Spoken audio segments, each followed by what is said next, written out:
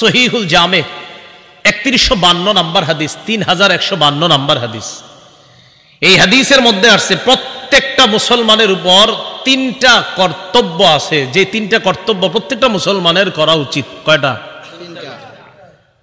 হাক্কু কুল্লি মুসলিমিন, প্রত্যেক মুসলমানের কর্তব্য 1 নাম্বার আসিওয়াক, মেসওয়াক করা।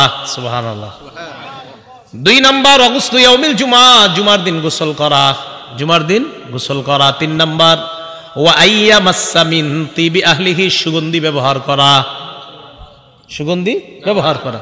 এই 3টা কর্তব্য মুসলমানের, মেসওয়াক করা, জুমার দিন গোসল করা, সুগন্ধি ব্যবহার করা। 10টা বিষয় মুসলমানের স্বভাবগত। বলেন কয়টা বিষয় স্বভাবগত?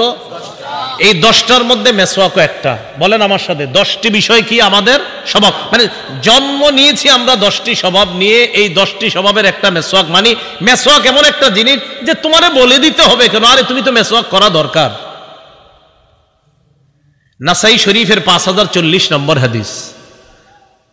এই হাদিসের মধ্যে আসছে ক্বালা রাসূলুল্লাহ সাল্লাল্লাহু আলাইহি ওয়াসাল্লাম, আম্মা জান আয়েশা সিদ্দিকা রাদিয়াল্লাহু তাআলা আনহার বর্ণনা, নবীজি বলেন আশারুম মিনাল ফিতরাহ, 10টি বিষয় স্বভাবগত।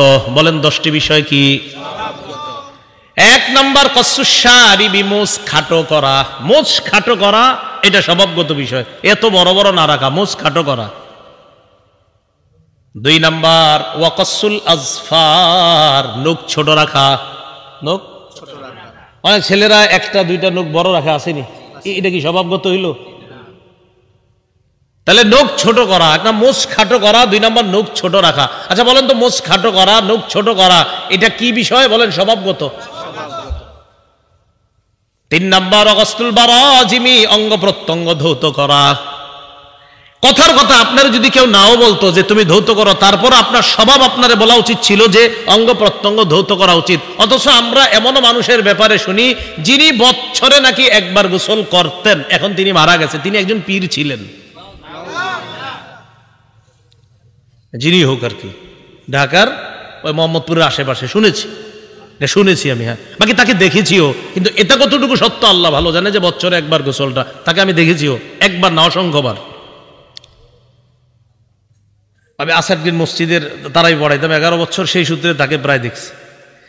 তো অঙ্গ প্রত্যঙ্গ ধৌত করা আপনাকে যদি কেউ বলে নাও দেয়, তাও কি করা দরকার? দোয়া দরকার। আর আপনি ধর না, তো এটা কেমন বিষয়, আপনার মানুষ কি বলবে? 4 নাম্বার ইফাউল লিহিয়া, দাড়ি লম্বা করা। বলেন কি করা? দাড়ি, হ্যাঁ দাড়ি লম্বা করা। এর আপনি যদি দাড়ি লম্বা না করেন, মাশাআল্লাহ মুসলমান ছেলেরা আপনারা দাড়ি লম্বা না করলো, এখন অমুসলিমরা অনেকেই দাড়ি লম্বা করতেছে, দেখেন। 5 নাম্বার সিওয়াক, মেসওয়াক করা।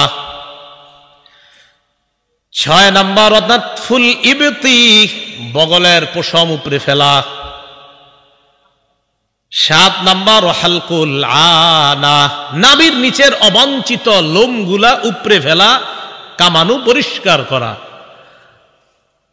8 নাম্বার হল ইস্তিনশাক, নাকে পানি দেওয়া, নাকে পানি দেওয়া। আপনি আচ্ছা বলেন তো, নাকের ভিতর ময়লা থাকেনি, কিন্তু আপনারে কেউ বলেও দেয় নাই, আপনি বলে দেয় নাই দেখে আপনি 14 বছর নাকে পানি দেন না। আসলে উচিত নাকে এমনি পানি দিবেন, কারণ নাকে তো ময়লা থাকে, এটা আপনারে বলে দিতে হবে কেন? 9 নাম্বার ইন্তিকাসুল মা,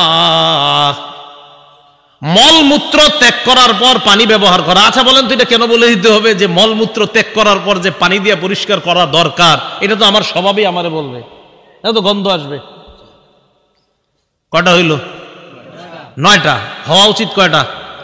আরে হইল কয়টা? হওয়া উচিত কয়টা?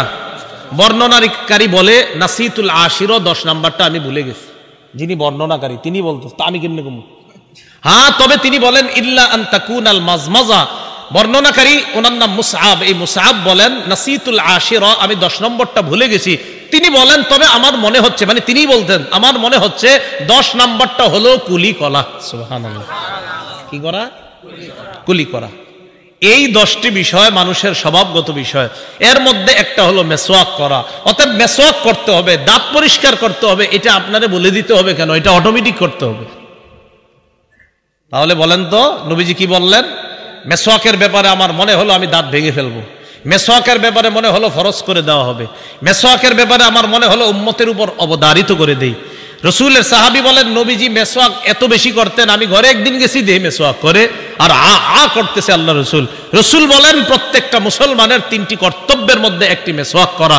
রসুল বলেন 10টি বিষয় স্বভাবগত, এর মধ্যে একটা মেসওয়াক করা।